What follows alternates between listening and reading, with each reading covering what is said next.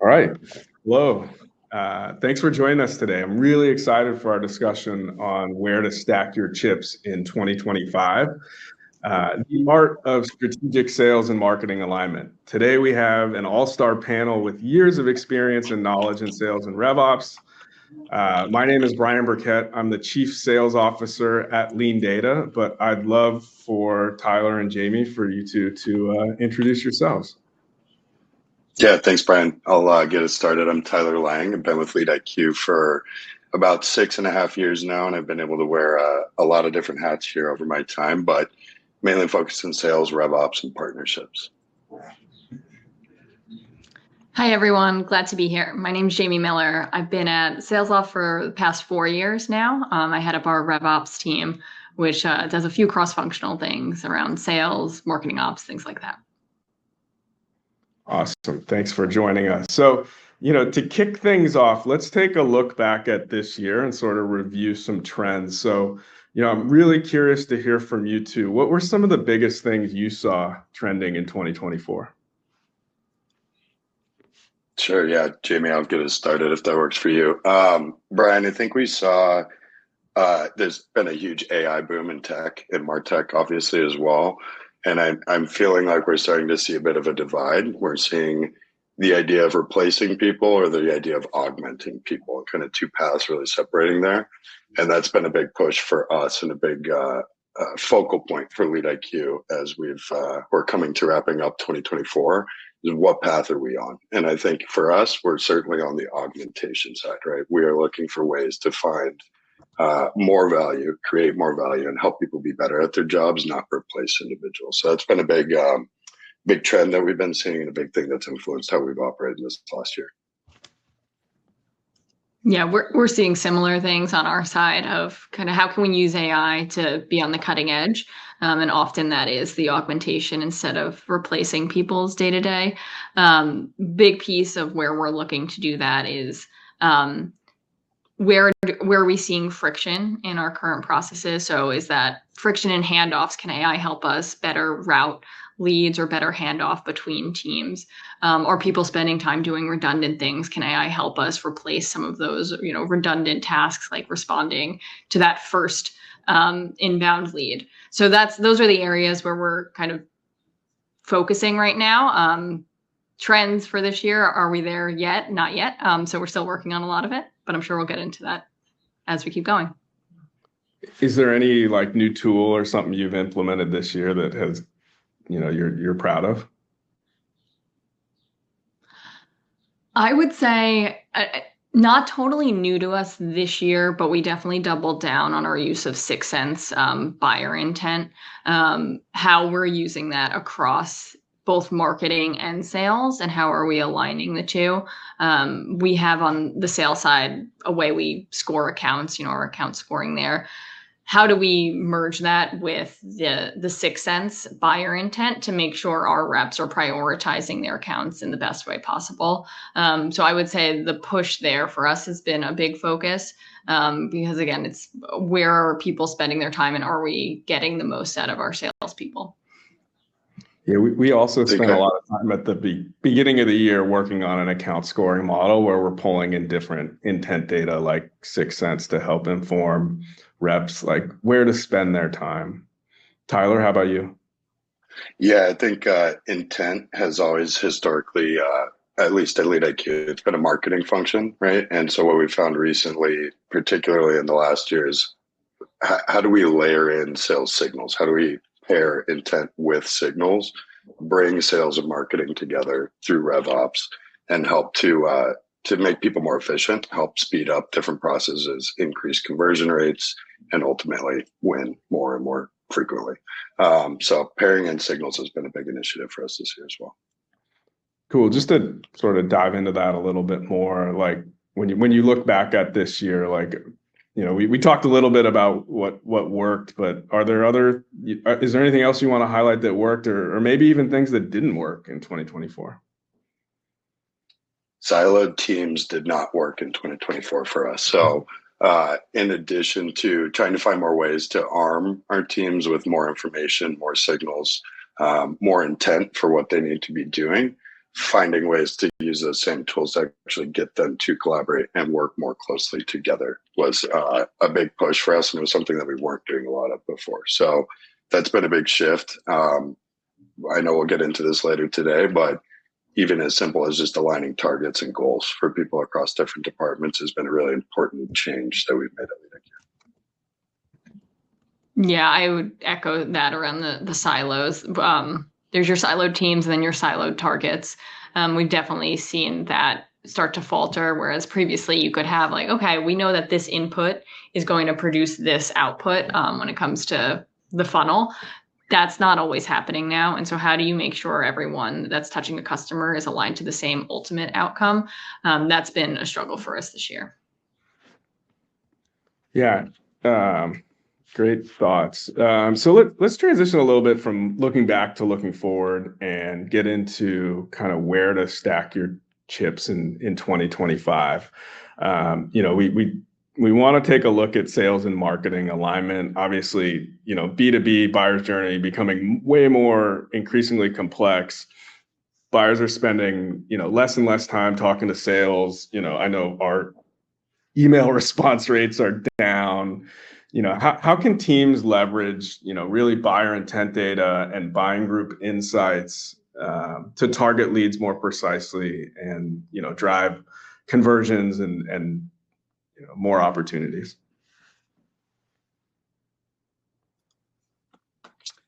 I can kick us off, Jamie. What we're seeing, like you mentioned, Brian, is people have done a lot more due diligence before we even get the opportunity to talk to them, right? And I'm a good example of this. LeaderQ is a good example of this. By the time we are evaluating a tool, I'm generally pretty confident in the direction we're going to go. We've got a short list. We know what we're looking for. So sorry, sellers on the phone, but we've removed you from part of the process, right? But that's becoming more and more prevalent. There's information available to everyone. They know what they need. They know what they're looking for. And so what we've anchored on and what we're really trying to focus on is how do we make sure there is very quick value exchanged, right? We've got a much shorter window to make a good impression. We need to be providing value from the very first interaction and more throughout the process if we want to have a shot, because we know that we have less time with those buyers and there's more and more buyers and larger buying groups today than ever before. So big focus for us is definitely on creating value very quickly, because we know that we need to do that before we might actually even have a chance to talk to someone. Yeah, so we're seeing obviously similar things. Sixth Sense actually has a stat where it's 70% of the evaluation is done before a customer even talks to a rep or an AE at a vendor. And so how do you make sure that you're still seeing like that full buying group and that someone's not going to come in at the 11th hour that maybe wasn't part of the face-to-face discussion you've been having, but were part of that original evaluation, that 70%. So being multi-threaded obviously is key. Nothing really new there, but I think we're seeing it more, at least for us, across more cross-functional teams. So it's not just kind of getting like deep in the org, it's getting wider as well. Yeah, definitely. Like, issues such as like data silos and different performance metrics and, lack of visibility across the buyer's journey can cause, misalignment. Tyler, you talked about it from, the siloed problem. Like, how do we avoid this? How do we stay aligned? Like, what actions can we take to solve this? Yeah, absolutely. Jamie, I'm curious how you guys are doing this too, right? But one of the biggest focuses for us at LeaderQ, and particularly in the RevOps org this year, has been transfer of knowledge, right? How do we make sure that everyone actually has all of the right intent information, all of the right signals, all of the right data points that they need to be able to effectively collaborate in singular places where we can pull in various sources and arm everyone with the information they need? We know we have less time with the buyers themselves. We know we have more complex buying groups, and we have more data than we've ever had before across the board in different tools, different systems, different teams. So a big focus, particularly for our RevOps team, is centralizing that information and making sure that it actually transfers correctly when it needs to. One of the kind of anchors that we use at Lead IQ is every interaction you have with a buyer should be additive. They should always be getting more out of you than they did the last person they talked to or the last email they got from you or phone call, whatever that might be. Making sure that information is available to everyone is crucial for that to actually work. Otherwise, you're just being repetitive and telling them things they already know. So with that short window of time that we have with buyers, that transfer of knowledge is super, super important. Yeah, and on our side, we're doubling down on signals. I know Tyler's mentioned it a few times now, but signals, there's a lot of tech out there you can use for this, obviously, but kind of getting all those signals in one place and using that to prioritize how you're going to go about with your next best action in an account helps, one, just kind of making sure you're spending your time in the right places, but also I think if you're looking at the signals and you're paying attention to all of them, you start to uncover where you are single threaded, where you are operating in a silo within a customer. And maybe it's something you didn't expect because, again, as Tyler said, the buying groups are getting more complex. And so you might be talking to a chief security officer when you never needed to talk to someone like that before.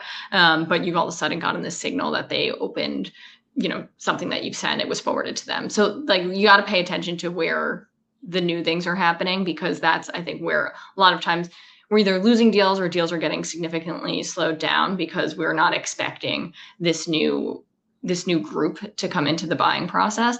Pay attention to the signals. You'll probably learn about that before it becomes a showstopper or a deal stopper. So just to ask you a follow on, Jamie, since you're leading RevOps at SalesLoft, like have you seen an uptick in projects or work related to sort of solving that? Because, it seems like, hey, there are more signals, process is more complex. Just curious, like, are there, how are you solving that in your role? Yeah, not to, tout our own product, but we're using our product to solve for that. Yeah. So we do have an AI feature that takes the signals and based on the signals prioritizes what the next best action is for a rep. And so we're right now focused on, making sure we're building out all the signals that we can think of that will be useful for us based on our historical data. So we've got our first party signals that we're taking from anything that's happening in the CRM. So something like a close loss notification, as simple as that, like that's a signal of, okay, eventually that person's going to, be in market again in 12 to 24 months. And then there's all the third party signals. So the different companies you can engage with, like G2, 6 Sense I've mentioned a few times, that are sending you other types of signals. So how do you kind of map those two signals together and make sure you're using them to prioritize? That's where we're using our product. Awesome. How are you tracking success of those? Is it just purely pipeline, or is there something else you've done to look at that? So I would say progression. So obviously bookings is our key metric. But we've taken a sharper look at conversion through the pipe. Deals have been getting stuck at stage 3 for us, which is kind of the middle. And we're finding that the more you listen to signals, the more you're taking advantage of those. That's how you're going to get those deals to stage 4 and beyond. But it's still early days for us. I'm kind of like, there's no like silver bullet, but to come up with a full recommendation for our sales team. But that's what the kind of early indicators are saying. Awesome. With all those signals, obviously, like the role of data accuracy, visibility, data management comes a key component of, like, I'm sure, of that alignment. it's something that we struggle with and work on, sort of daily here. How are you sort of accounting for that in CRM and your marketing automation tools? Whether it's existing data or the new signals that come in. Yeah, I can kick us off here, Tyler. So yeah, what the data in, the quality of it is going to indicate what you're going to get out of it. And so with AI, that becomes obviously even more important because unlike an actual human looking at the data, your AI isn't going to say, like, that looks really off. We've had instances of that, right? Like we're looking at, we sell to companies that have sales personas. This is just an example. And we were getting data that, Walmart has the most salespeople, and that they're saying that because there's a bunch of salespeople on the floor at Walmart. So that was something a human identified as like, wait a second, the data here isn't telling us what we think it's saying. But how do you actually account for that when you're now sending things to an AI tool that's not going to notice that? So it's definitely been a big focus of ours to clean up those sort of nuances. The way that we approach our data strategy is we're looking at it on an annual basis, is our cadence, but we will check in on an ad hoc basis throughout the year. So on an annual basis, we're refreshing all of our data sources. We call it period 13. I know some other people call it the fiscal flip, but we're basically resetting all of the technographic, firmographic data, seeing what moved, what changed, doing that evaluation with analysts to make sure that things are going as expected and there's not some sort of weird nuance in the data or how it's being captured that's shifting things for us. So that's what we're doing on an annual basis. And then throughout the year, we're supplementing. So we brought on a few new tools this year that we're using to supplement some of our overarching account data. So brought on Cognism, HG Insights. There's a bunch of tools out there, but we're definitely supplementing and evaluating on a regular basis because data gets stale very quickly, and different vendors have different strengths. And so it kind of depends on where you're focusing your strategy, who's going to be best suited for you at that time. Yeah, I would echo what Jamie just said there. Annual process for sure. One thing that we've implemented this year, and I mentioned this earlier, trying to align departments and teams and people to shared goals. Every quarter, we're trying to define something new for us to go dig into and try and make sure that we are still finding the right data and the right signals, and it's up to date and it's as accurate as it possibly can be. So I think that's, Jamie, what you're mentioning around the ad hoc things that come up throughout the year, right?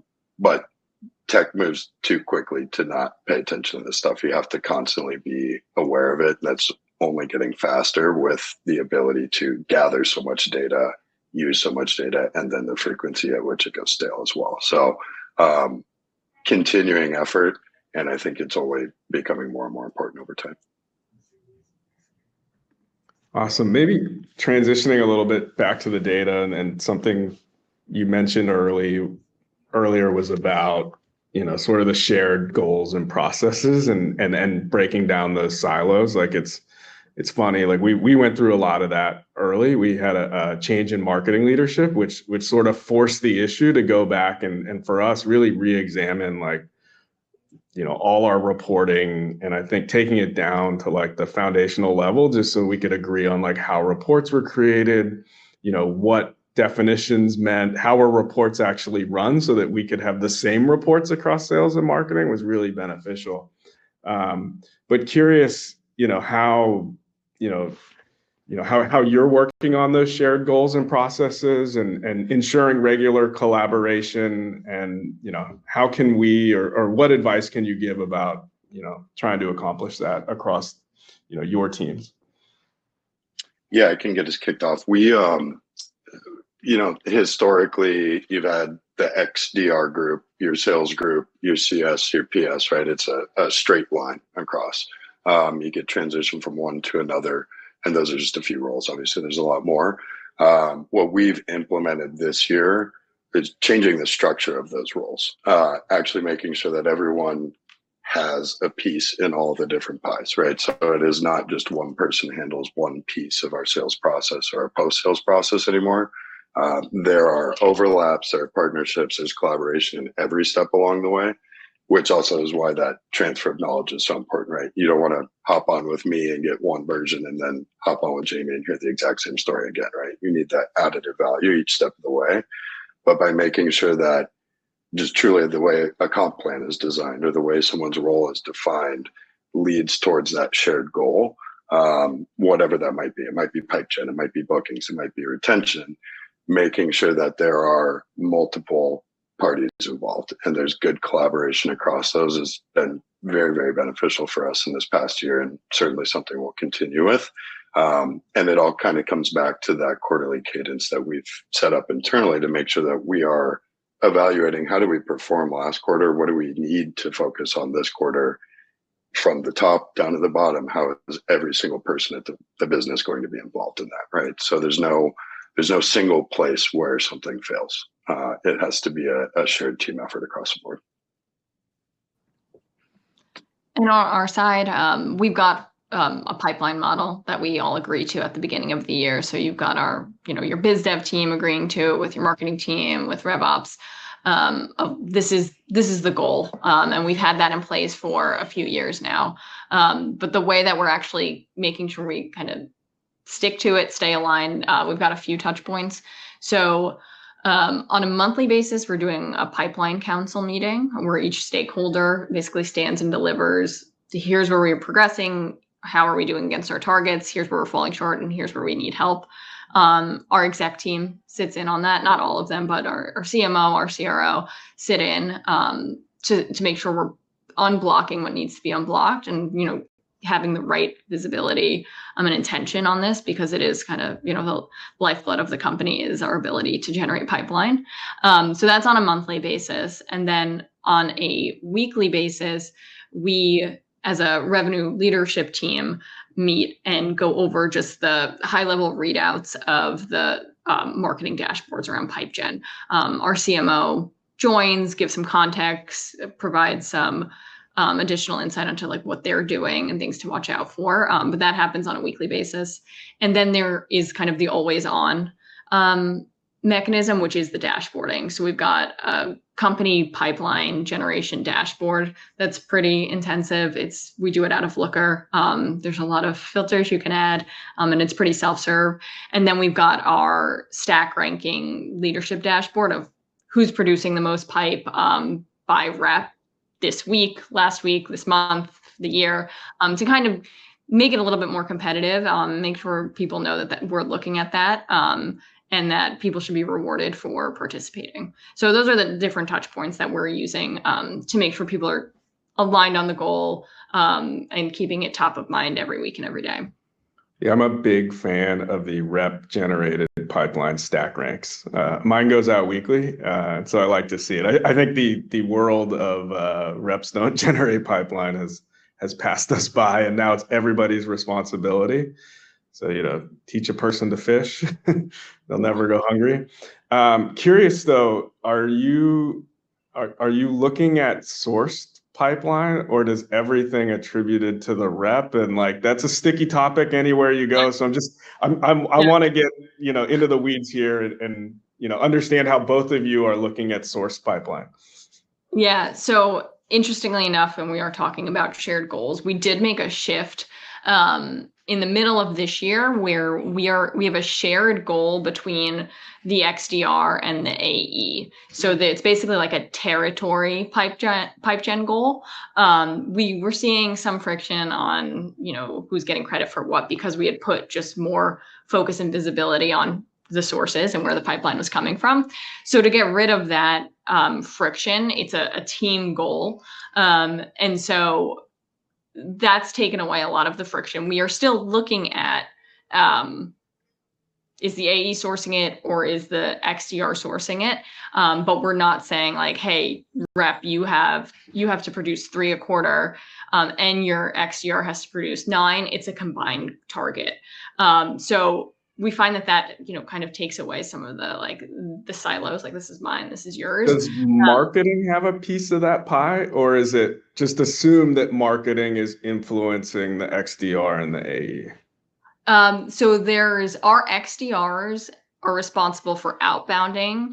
Some of our XDRs, I'm talking mostly in our mid-market enterprise space, but they're responsible for inbound and outbound. And so the outbound piece is a shared target, and then the inbound piece we look at separately. So they're actioning that. That's the marketing piece. So that rep doesn't get credit for the marketing ones, but they get credit for any of the outbound that the XDR is doing. Okay. Tyler, how about you guys? Yeah, pretty similar actually. So if you we have kind of 3 very high level channels: marketing, outbound, and partner, and the pipe that we're taking a look at every week in our forecast call.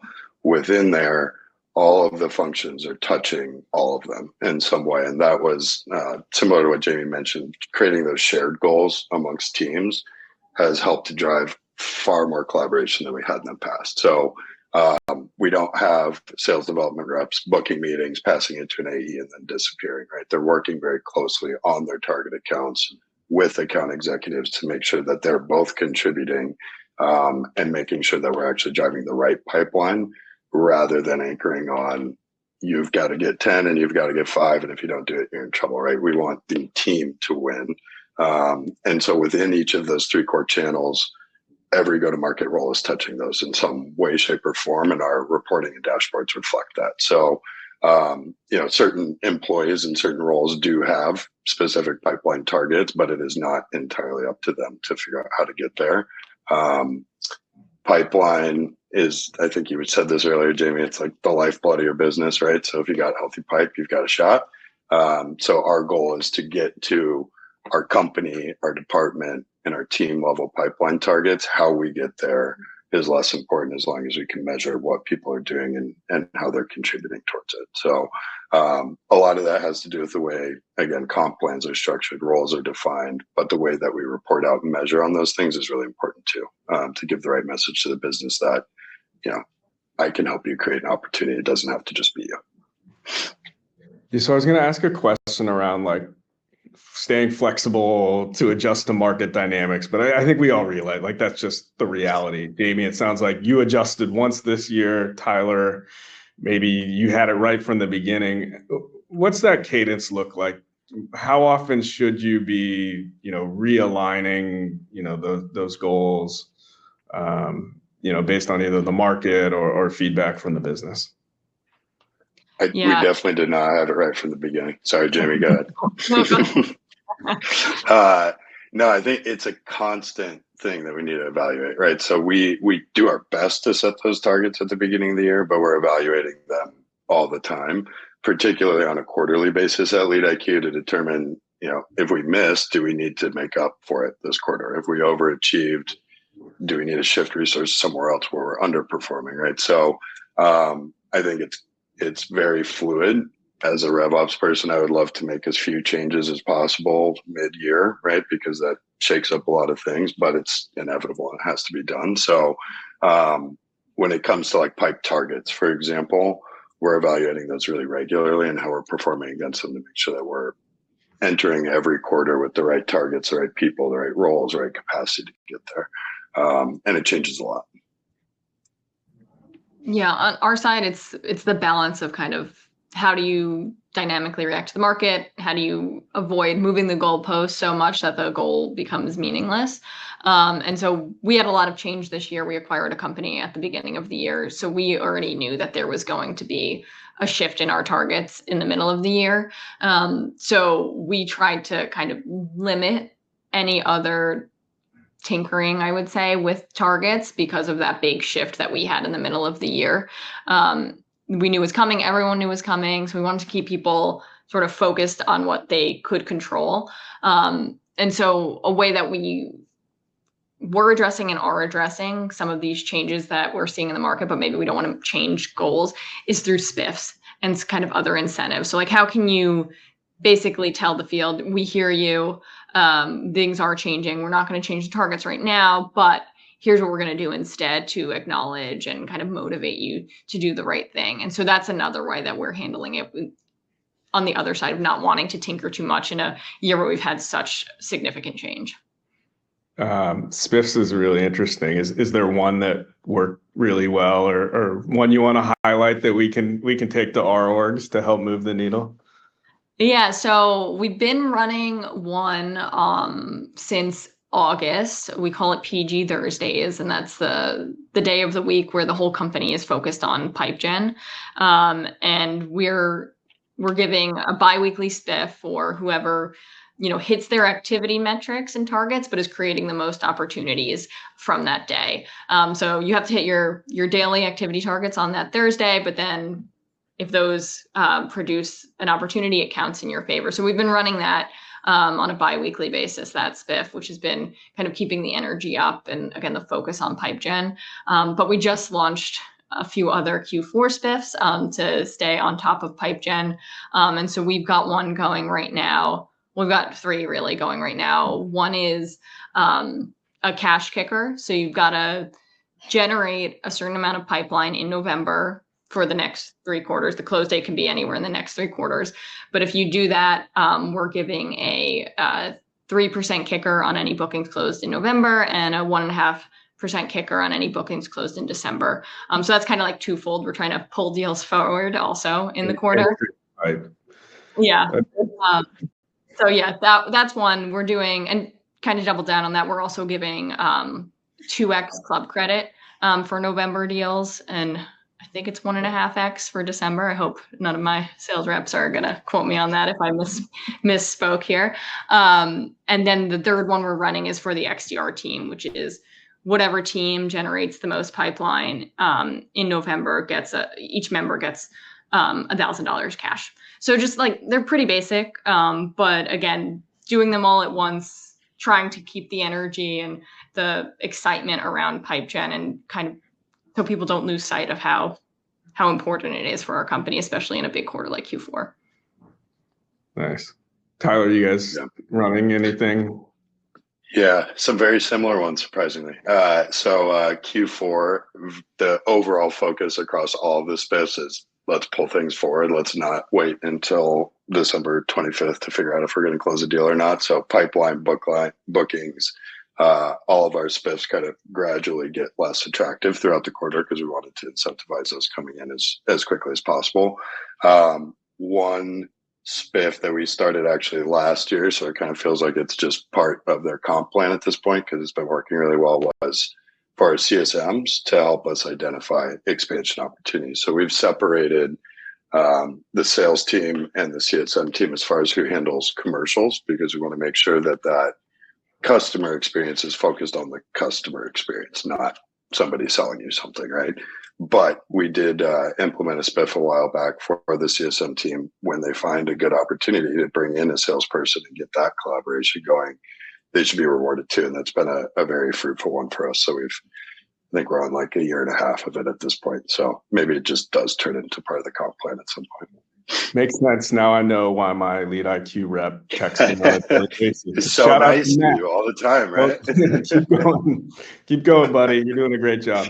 A good transition. You talked about, doing the right thing for the customer. I think we'd be remiss not to jump into talking about sort of the customer journey, and sort of a great way to align sales and marketing is number one, to focus on the customer, right? And I think if you keep that perspective, it helps align everybody.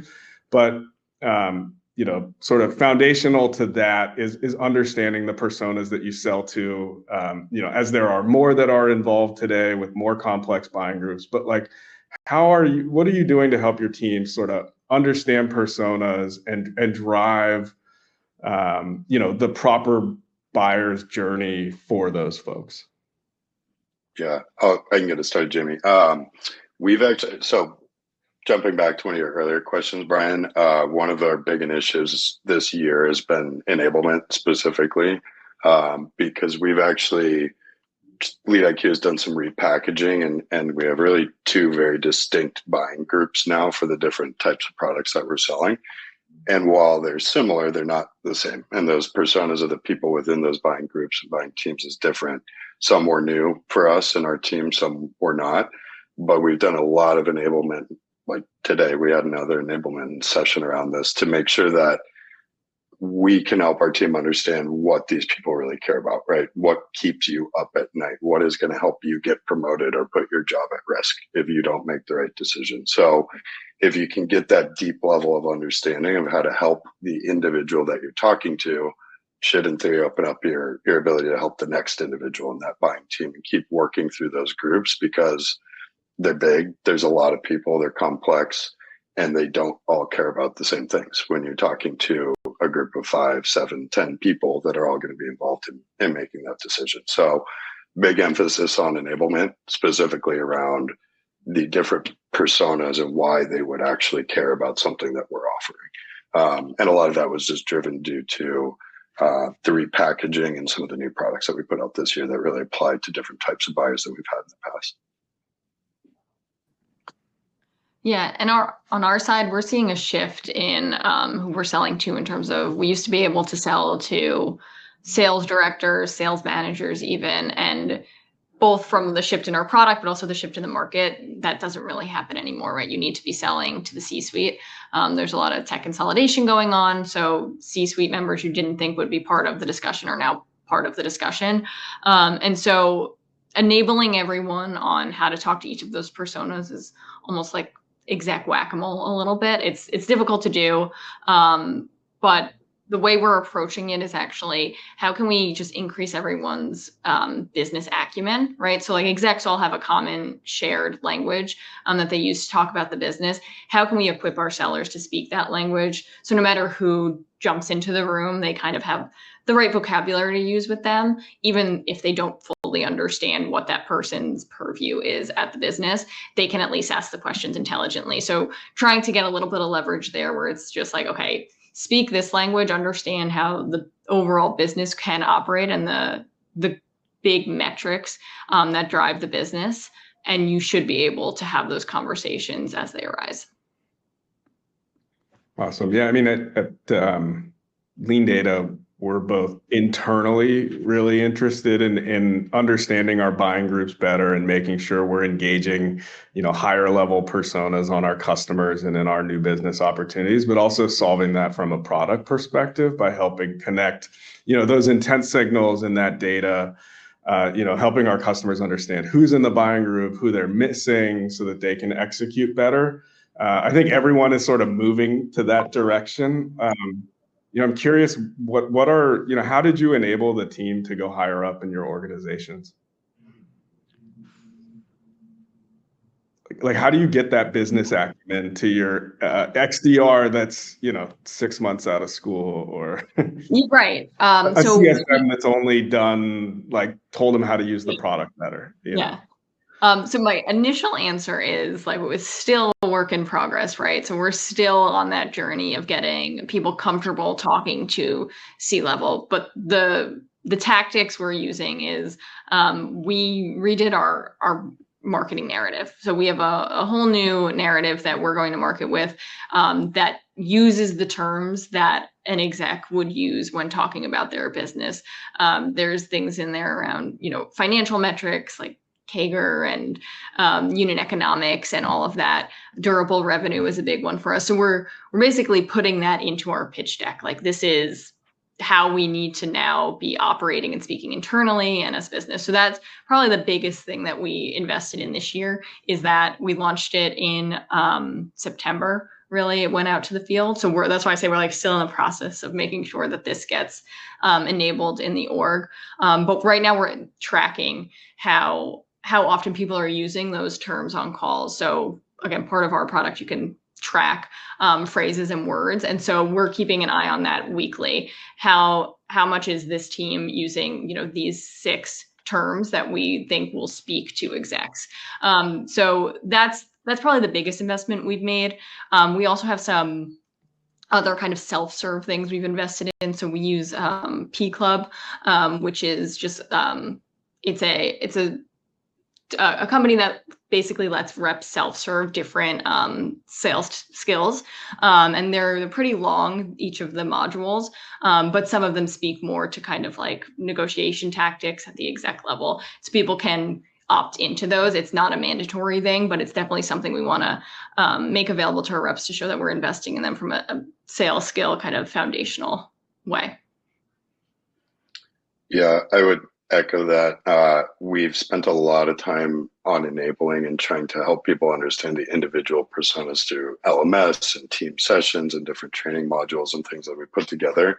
Our product repackaging and positioning led to a new pitch deck and new training and new content coming from marketing, which is what all of this enablement has been based off of. And so that's been really useful to kind of have that moment or that point in time to kind of tie everything back to. So we actually did a mini SKO mid-year, which I know that's not possible for everyone to always do. It's a lot of work to get everybody off the floor for 3 days and spend time. But as we released that, we spent 3 full days dedicated to really digging in and understanding what this means. Why was this different than what we did before? that was extremely helpful. And now every session and every training and every module coming off of that ties back to that same objective and those same messages that we released. The last thing I would say is our marketing team did a great job of making this new pitch deck modular, not something that is intended to be, I'm going to sit you down and walk you through 30 slides from start to finish, right? Because I don't think anybody wants to actually do that. But the modules tell a different story throughout. You certainly could go from start to finish, but you could also jump to part 3 and then jump back to 1 and then finish on 5, right? So helping people understand how to kind of craft their own story for what this buyer or this buying group needs to know and what they actually care about has been very, very helpful and helped to reinforce the different personas and people and things that we're trying to teach people and make sure that they understand.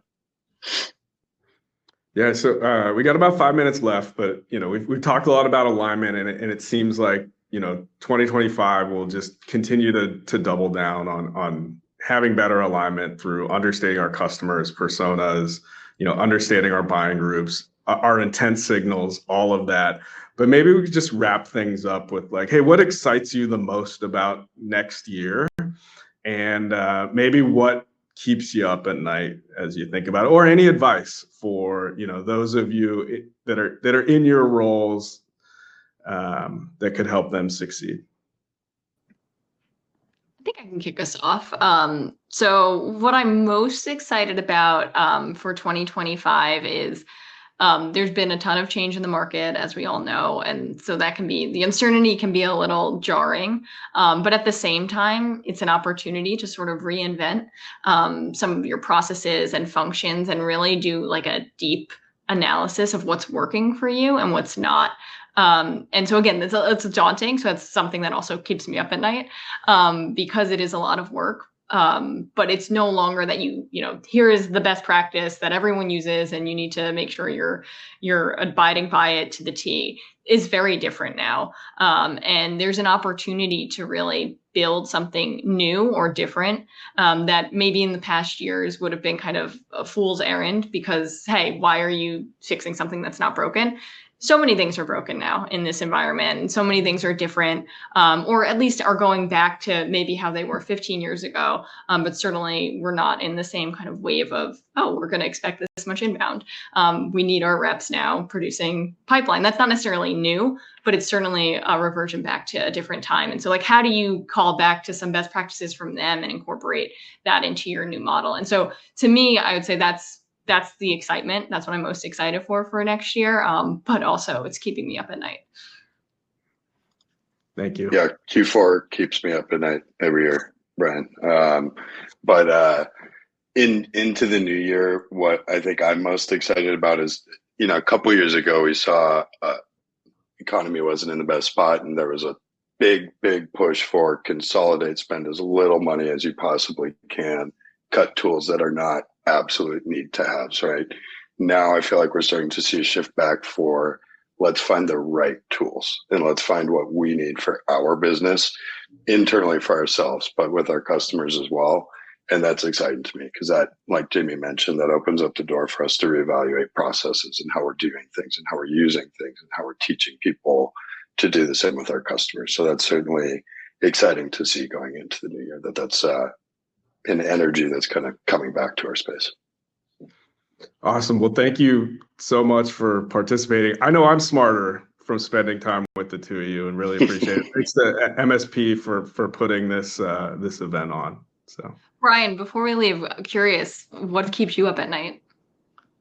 Well, Q4, and then I think like there's just the market is moving so fast. Like, how do you stay ahead of it? And someone on a call I was on yesterday, like, oh, you should just set aside 15% of your time to like focus on new ideas. I was like, I don't have 15% of my time to give to new ideas. Like, so that, I think just the speed at which things are going, the new wave of AI technology that I want to understand. And then, how you create time to like, process, understand, know what's working, and then, where to place bets are things that I'm always thinking about. So.